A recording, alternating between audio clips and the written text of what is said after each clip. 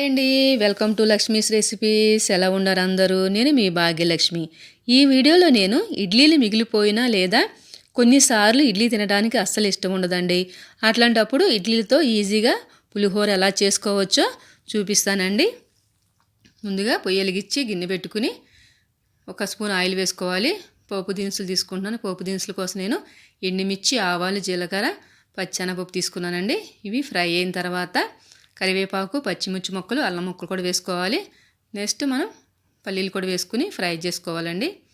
ఇట్లా ఫ్రై అయిన తర్వాత టేస్ట్కి సరిపడా సాల్ట్ వేసుకోవాలి అండ్ పసుపు కూడా వేసుకోవాలండి.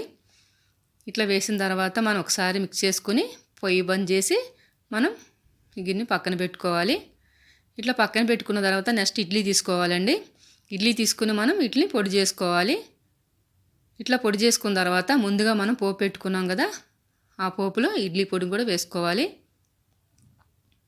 ఇట్లా ఇడ్లీ పొడిని కూడా వేసుకున్న తర్వాత మనం వీటిని కలుపుకోవాలండి. ఇట్లా బాగా కలుపుకుని మనం కలిపి పెట్టుకోవాలి.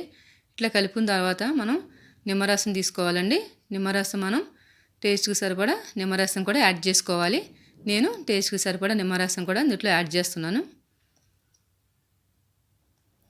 ఇట్లా యాడ్ చేసిన తర్వాత మనం ఒకసారి కలుపుకోవాలండి. ఇట్లా ఒకసారి కలుపుకున్న తర్వాత మనం సర్వింగ్ బౌల్ తీసుకోవాలి.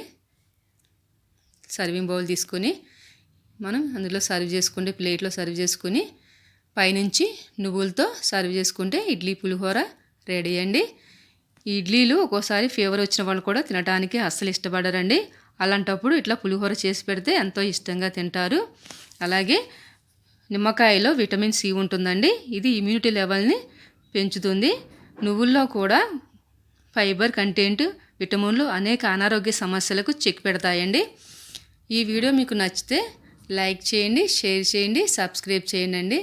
మరి ఒక వీడియోతో మళ్ళీ వస్తాను. బాయ్ అండి.